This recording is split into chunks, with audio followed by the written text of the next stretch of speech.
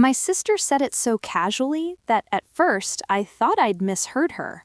We were standing in my parents' kitchen, the late afternoon sun slanting through the window, catching dust in the air like tiny spotlights. My mother was at the stove, stirring something that smelled like onions and oil. My brother-in-law leaned against the counter, scrolling on his phone. Everything looked normal, ordinary. That's what made it worse. "You deserve nothing," my sister said, with a small laugh, like she was commenting on the weather. I froze. "What?" I asked, turning toward her. She didn't even look at me. She was busy pouring herself a glass of water, her back half turned, her tone light and certain. "I mean, really, you didn't earn any of it. Why should you get anything?" The room went quiet in that way that happens when everyone hears something uncomfortable but pretends not to. My mother kept stirring. My brother-in-law didn't look up. I felt heat rush to my face, then drain away, leaving me cold. "Anything like what?" I asked, even though I already knew. She finally looked at me then. Her expression was almost bored. "The house, the savings, Dad's things, all of it." My chest tightened. "We weren't even talking about that." She shrugged. "We are now." I wanted to laugh it off, to tell myself she was just being dramatic, that siblings say things they don't mean, but there was something in her eyes that stopped me. Conviction. She believed it. I took care of them. I stayed close. I helped. You left. You chose your life. You don't get to come back now and claim anything. I stared at her, words stacking up in my throat, none of them coming out right. "I didn't abandon anyone," I said finally. "I moved for work. I still called. I still visited." She scoffed. "That's not the same." My mother cleared her throat. "Girls?" My sister waved her hand. "No, Mom, let's be honest for once." Honest. That word hit harder than the rest. "Be honest about what?" I asked. "About who actually showed up, who sacrificed, who deserves to be taken care of." I looked around the kitchen again, at my mother's back, at the familiar cabinets, at the place where I'd grown up believing family meant something solid. No one met my eyes. In that moment, something shifted inside me. Not anger, at least not yet, something heavier, a realization that this wasn't a misunderstanding. This was a verdict she'd already delivered. I excused myself and went outside, my hands shaking as I pushed open the back door. The air was cool, sharp against my skin. I stood there, breathing, trying to slow my heart. I had always known my sister and I saw the world differently. She stayed, I left. She valued proximity, I valued survival. But I never imagined she'd reduce my entire life to nothing. Growing up, she was the louder one, the one who knew how to take space. If she wanted something, she made noise until it happened. I learned early that the easiest way to exist around her was to become quieter. She was praised for being helpful, for being responsible, for staying close to home. I was praised for being independent, which everyone said like it was a compliment but treated like a flaw. When I moved away in my 20s, it wasn't rebellion, it was necessity. There were no opportunities where we lived, no room to grow. I worked 2 jobs, lived in tiny apartments, learned how to rely on myself because no one else was coming to rescue me. I thought that counted for something. Apparently, it didn't. That evening, after I drove home, my phone buzzed with a message from her. "I didn't mean to hurt you. I'm just being realistic." Realistic. I stared at the screen, my fingers hovering over the keyboard. A dozen replies formed and dissolved in my mind. Instead, I typed, "We'll talk later." She didn't reply. The next few days were a blur of tension. Group chats went quiet when I joined. Plans were made without including me.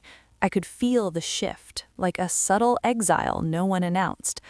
Then my mother called. "She didn't mean it that way," she said gently. "How did she mean it?" I asked. "She's just stressed," my mother replied. "You know how much she's done." "And what about me?" I asked quietly. There was a pause. This isn't about keeping score, but that was exactly what it was about. A week later, we all gathered again. This time it was supposed to be a family discussion. Those words always meant trouble.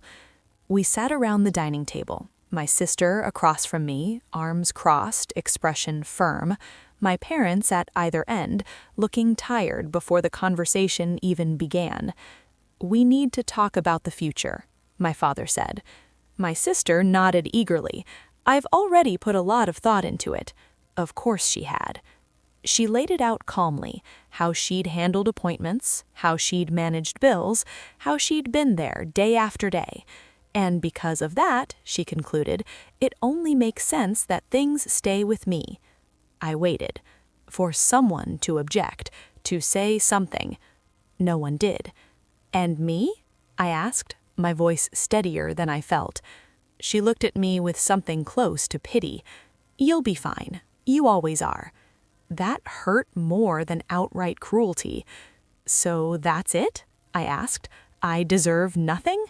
She nodded. "Exactly." The words settled over the table like dust. My father shifted uncomfortably. My mother stared at her hands. I felt myself shrinking again, that old reflex kicking in, the urge to agree just to keep the peace, to swallow it down and tell myself it didn't matter. But it did. "I don't agree," I said. My sister's eyes flashed. "You don't have to. This isn't about feelings." "No," I said. "It's about fairness." She laughed. "Life isn't fair." "Then stop pretending this is," I replied. The room went silent. My sister leaned back in her chair. "You always did like to play the victim." I stood up. "I'm not playing anything," I said. "I'm telling you that you don't get to erase my life because it's inconvenient for your story." She opened her mouth to respond, but before she could, someone else spoke. Someone I hadn't expected. "Actually," a calm voice said from the doorway, "she's right." We all turned.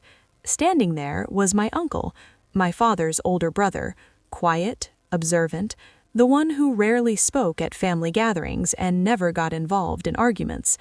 "I've been listening," he continued, stepping into the room, "and what you're saying doesn't sit well with me." My sister frowned. "This is a family matter." He met her gaze evenly. "I am family." The room felt different now, charged.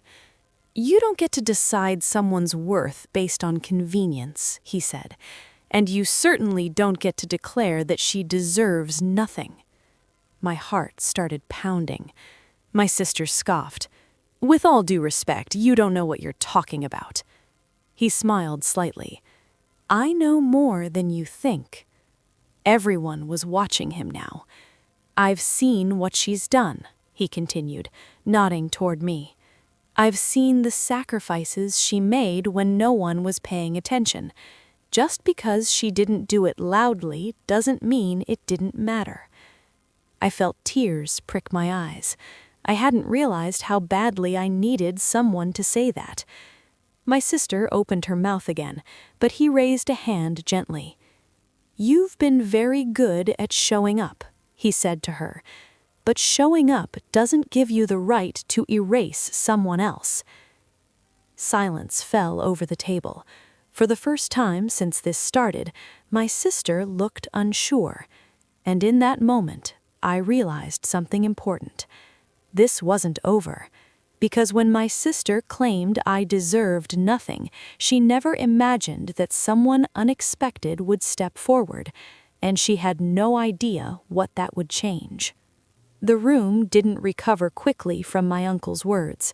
It was like someone had opened a window in a house that had been sealed for years, fresh air rushing in, stirring up dust no one wanted to acknowledge. My sister's confidence wavered just enough for me to notice.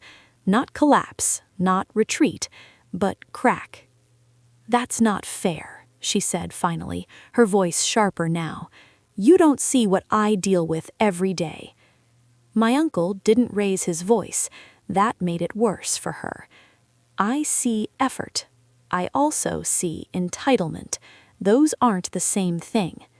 My father shifted in his chair. "Let's slow this down." "No," my uncle said calmly. "This has been slow for years." I sat there, hands folded in my lap, heart pounding so loudly I was sure everyone could hear it. Part of me wanted to disappear. Another part, one I hadn't felt in a long time, wanted to stay right where I was. My sister turned to me then, eyes flashing. "So you ran to him?" I didn't say anything. "Of course you did," she snapped. "You always play innocent." My uncle cut in again. "She didn't come to me. I noticed." That shut her up. She hated that this wasn't something she could control or discredit. "You don't understand the arrangement," she said, trying a different angle. "Mom and Dad need stability. I provide that." "And she doesn't?" asked my uncle. "She left. She chose herself." I felt that familiar stab, the accusation that had followed me for years. "Yes," I said, quietly. "I did." Everyone looked at me. I chose to survive. I chose to build a life when staying would have broken me. My mother finally spoke. "We never thought of it that way." "I know," I replied, meeting her eyes. "That's the problem." My sister laughed bitterly. "Oh, please, you always make everything about you." "No," my uncle said. "She's talking about reality." The conversation stalled after that. Not resolved, just suspended, like everyone needed time to recalibrate now that the narrative had shifted. Eventually, we broke up for the night. No hugs, no closure, just awkward goodbyes and unspoken thoughts trailing behind us. In the car on the way home, my phone buzzed. A message from my sister. "You really enjoyed that, didn't you? Having someone defend you." I stared at it. Then I typed back, "I didn't enjoy being dismissed for years." She didn't reply. The next few days were tense and quiet. Too quiet. The family group chat stayed inactive. Calls went unanswered. It felt like the calm before something bigger. Then my uncle called me. "I hope I didn't overstep," he said. "No," I replied immediately. "You didn't." He paused. "You've been carrying this alone for a long time." I swallowed. "I didn't think anyone noticed." "I did," he said simply. "I just didn't realize how bad it had gotten."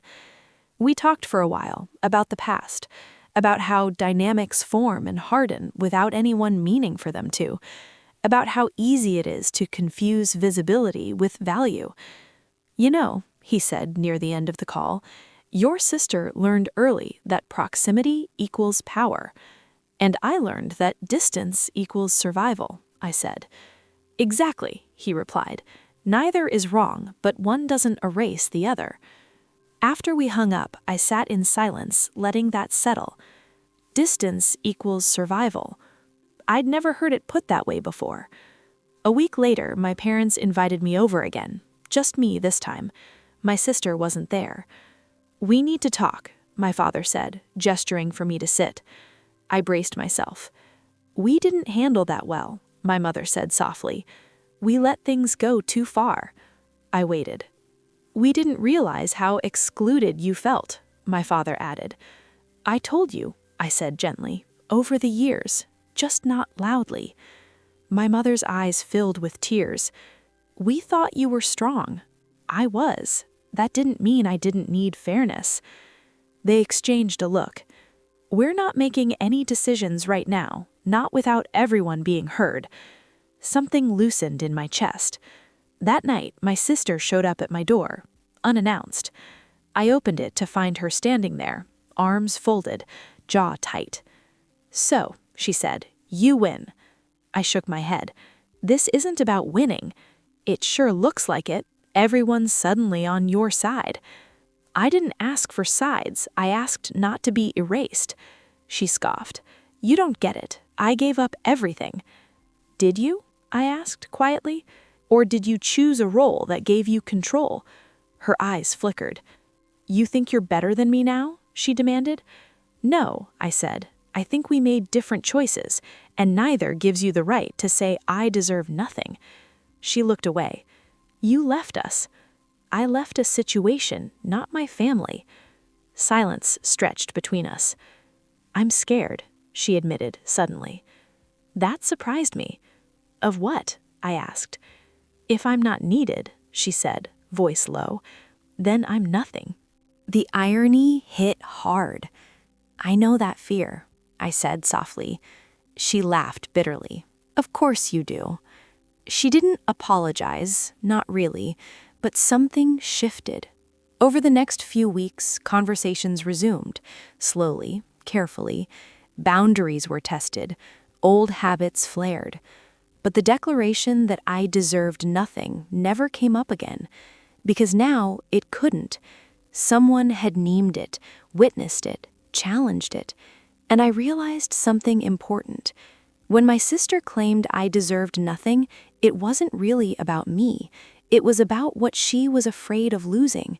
And when someone unexpected stepped forward, it didn't just change the conversation, it changed the balance of power. But the story wasn't finished yet, because acknowledgement is one thing, action is another, and the real test was still ahead. Things didn't explode after that. They settled, and somehow that was harder. The loud confrontation was over, but the quiet after it carried more weight. No one was openly hostile anymore. No one said I didn't belong, but everything felt tentative, like we were all walking across thin ice, listening for cracks. I noticed it in the pauses, the way my sister stopped mid-sentence when I entered a room, the way my parents asked for my opinion now, then looked surprised when I gave it, the way conversations circled carefully around anything involving the future. Nothing was resolved. It was all pending. At first, I thought that was progress. Then I realized it was avoidance. A few weeks later, my uncle invited me to lunch, just the two of us, a small cafe halfway between our houses, neutral territory. "You okay?" he asked after we ordered. I smiled. "I think so. Some days more than others." He nodded, like that made sense. Family shifts are uncomfortable. People prefer pretending things are fine. I used to, I admitted. I was good at that. He leaned back slightly. "You're not pretending anymore." "No," I said. "I don't know how to go back." "Good," he replied. I laughed softly. "You really don't sugarcoat anything." "I've had decades to learn what silence costs," he said, "and you paid a lot of it." I looked down at my hands.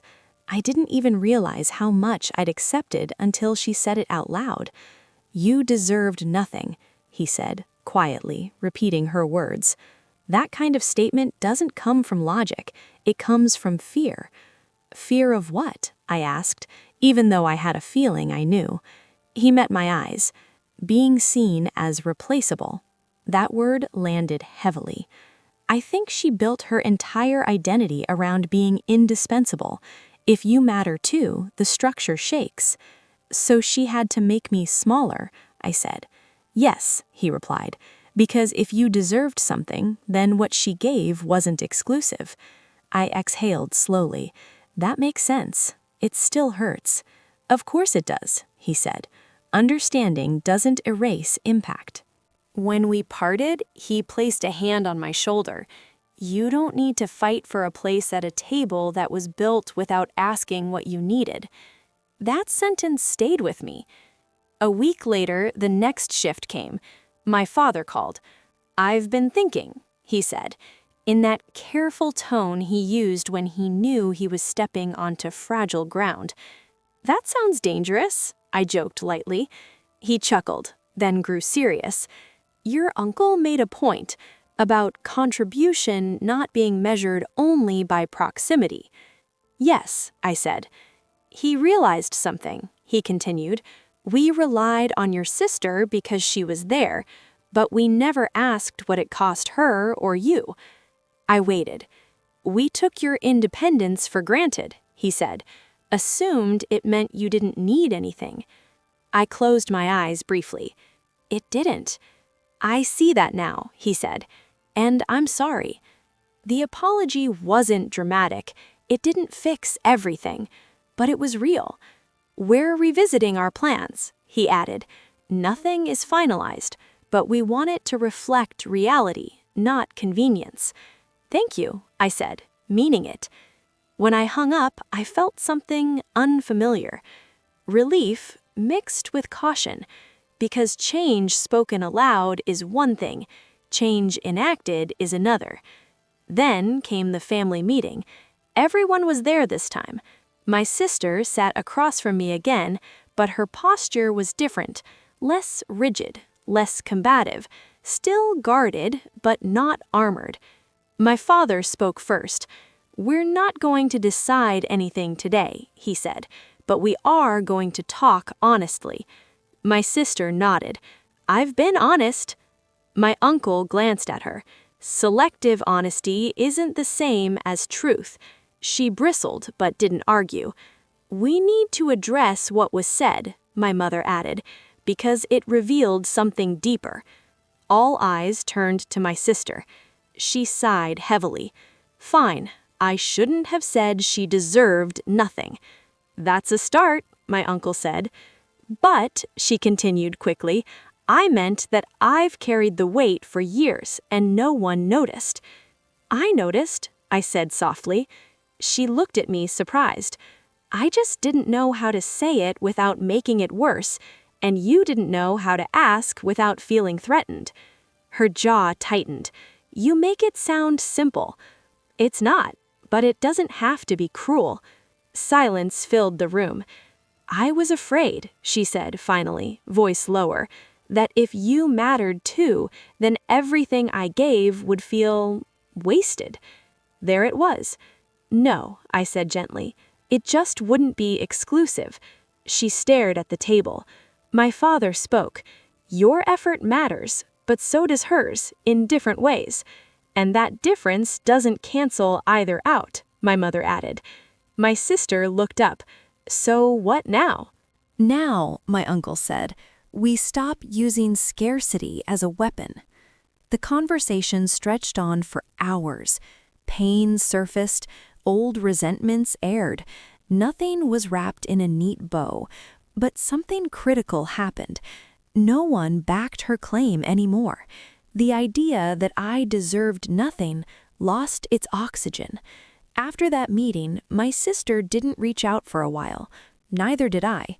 I needed space, not as punishment, but as recalibration.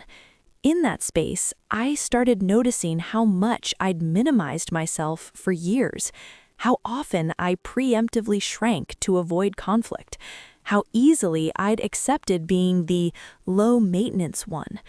I wasn't low maintenance. I was self-contained because I had to be. That realization came with grief, and anger, and clarity. Then something unexpected happened.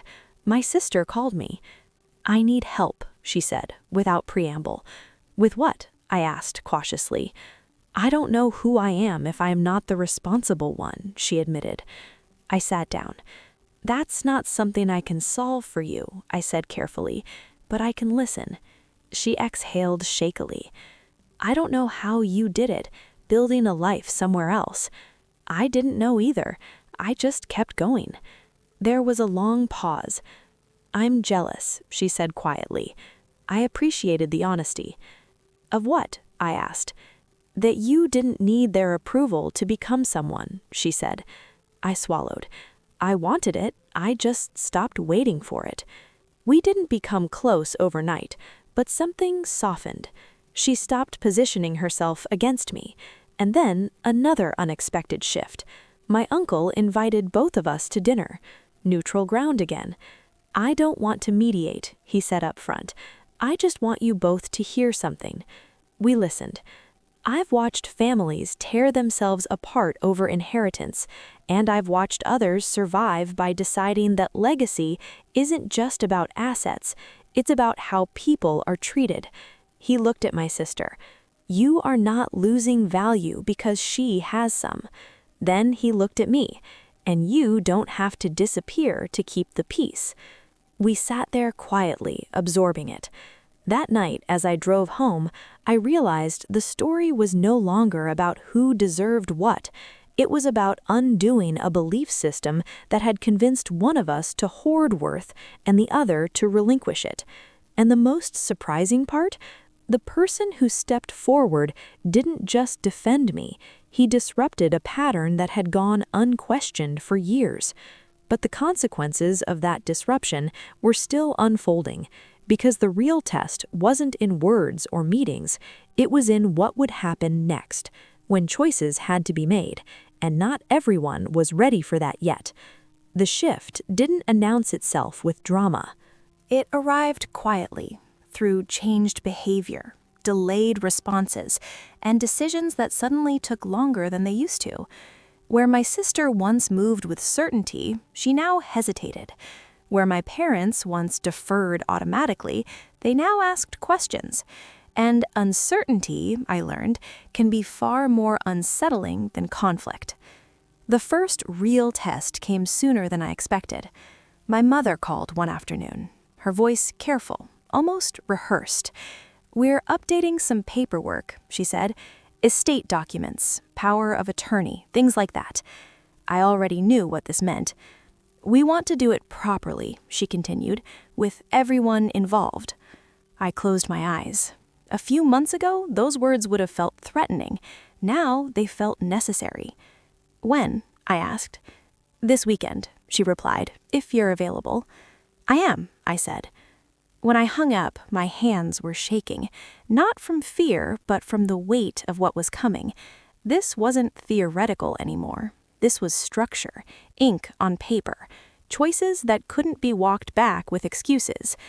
That night, my sister texted me. "Did Mom call you?" "Yes," I replied. A minute passed. "I don't like this," she wrote. I stared at the screen. "I didn't like being told I deserved nothing," I typed back. Another pause.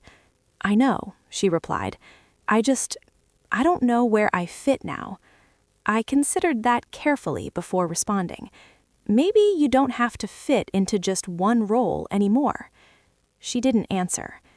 The weekend arrived heavy with tension. We gathered at my parents' house again, but this time there were folders on the table. A legal advisor sat at the far end, neutral and unreadable. The atmosphere was polite, restrained, fragile. My sister sat stiffly beside my mother, her leg bouncing under the table. I sat across from her, grounded in a way I hadn't been before. The advisor began explaining options, language precise and impersonal, percentages, responsibilities, contingencies. This wasn't emotional language, it was structural, and that made it impossible to hide behind feelings. When the topic of distribution came up, my sister interrupted. "This doesn't make sense," she said, pointing at the document. "Why would things be split evenly?" The advisor glanced at my parents. My father cleared his throat.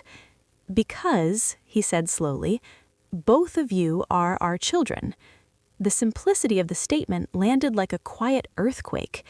"But I've done more," my sister insisted. "You've done different," my mother replied gently, "and we're grateful, but we're not measuring love by hours logged." I watched my sister's face tighten. The certainty she'd relied on was slipping. "This feels like a punishment," she said. "No," my uncle said calmly from beside me. "It's a correction." She turned to him sharply. "You keep saying that like it's fair." "It is, just unfamiliar."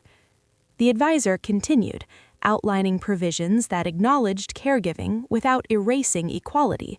It was thoughtful, balanced, intentional. My sister crossed her arms. "So what, everything I did just doesn't count?" I spoke then, not defensively, not angrily. "It counts, just not at my expense." She looked at me, eyes flashing. "You didn't see what it was like." "You didn't see what it was like for me either," I replied. "Being alone, being invisible, being told my absence defined my worth." Silence filled the room. My father nodded slowly. "We failed both of you in different ways." That was the first time he'd included himself. The meeting ended without final signatures. More revisions were needed. But something irreversible had happened. The hierarchy was gone. In the weeks that followed, my sister struggled. She became irritable, defensive. She questioned every decision my parents made. She hovered, trying to reassert control in subtle ways. And for the first time, it didn't work. My parents noticed. "She's having a hard time," my mother confided to me during one phone call. "I know," I said. "So am I." "That surprised us," she admitted. I smiled sadly. It shouldn't have. The breaking point came unexpectedly. I arrived early one afternoon to help my parents with something unrelated. My sister was already there arguing with my father in the living room. "You're making a mistake," she said sharply. "She's manipulating you." I froze in the hallway. My father's voice was steady. "That's enough.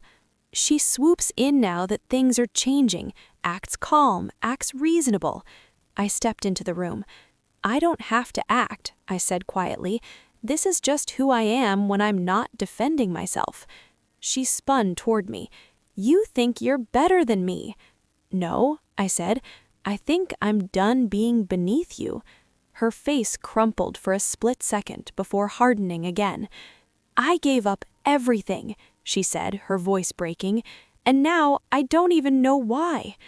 "That's not my fault," I replied gently, "and it's not yours either, but it is something you have to face." She laughed bitterly.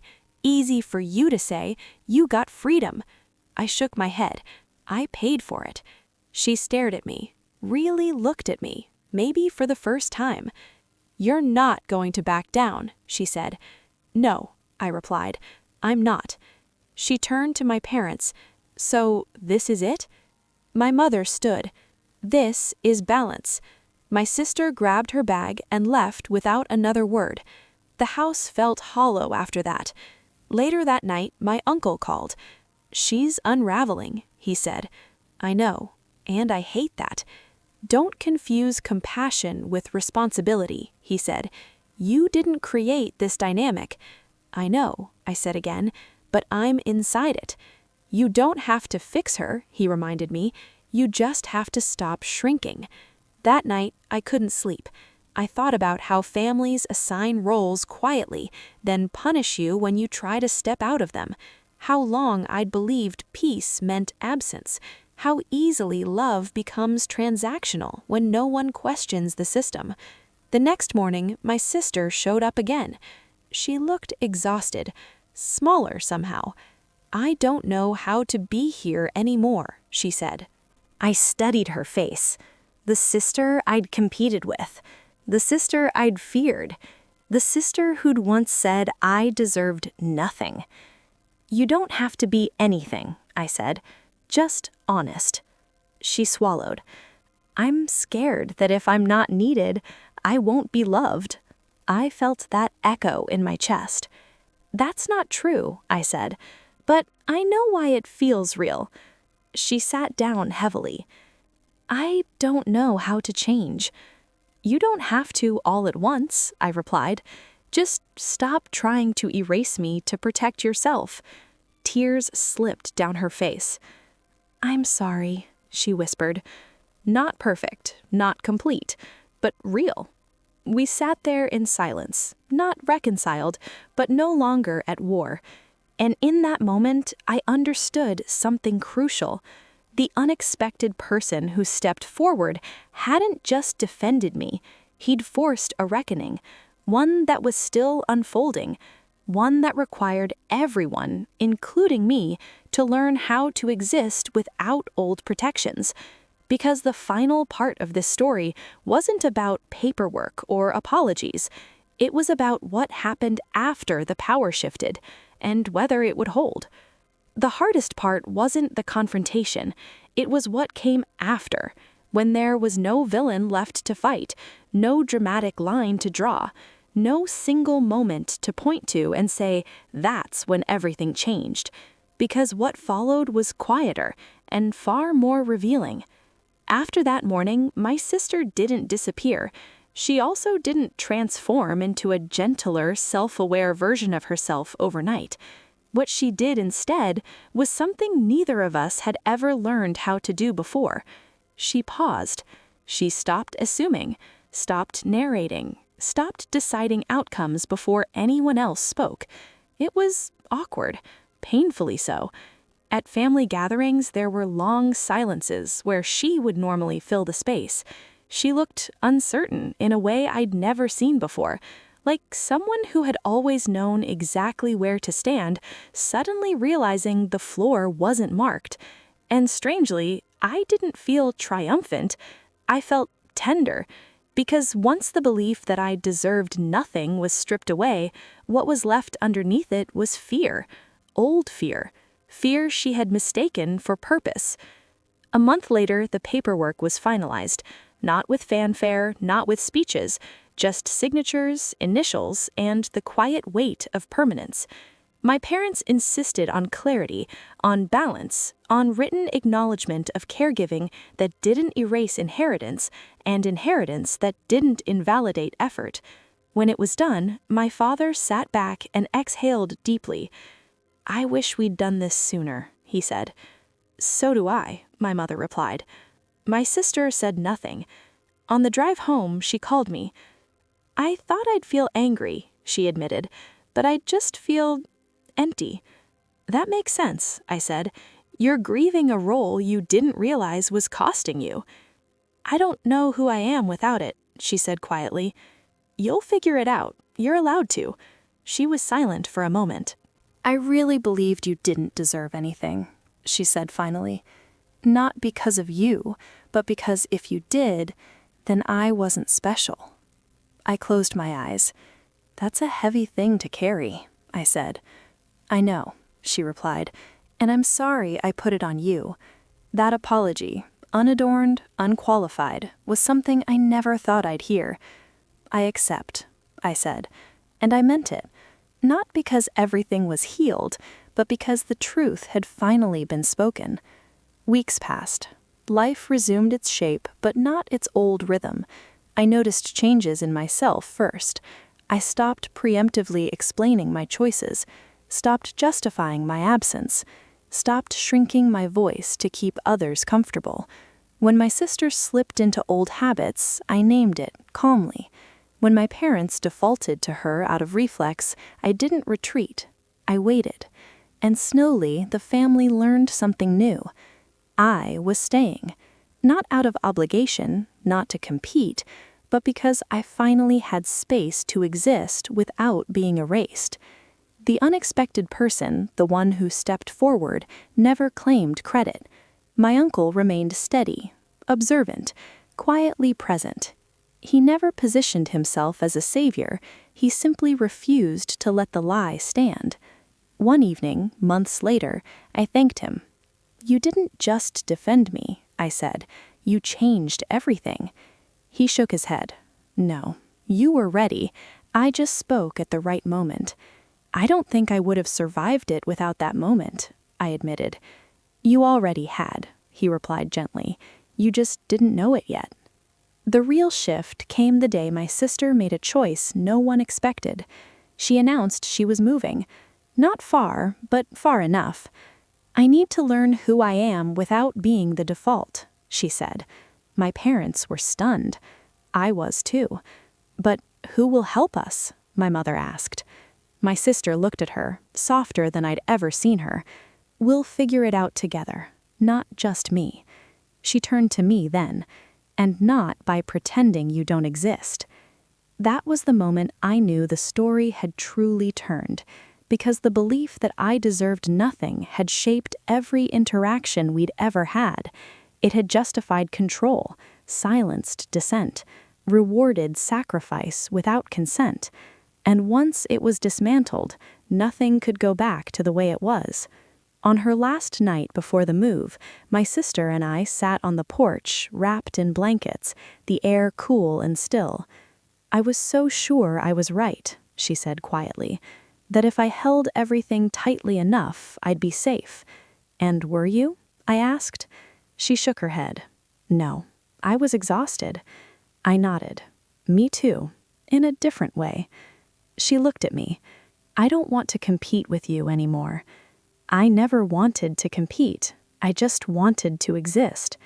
She smiled sadly. I know that now. When she left the next morning, something in the family recalibrated. Responsibilities were redistributed. Expectations adjusted.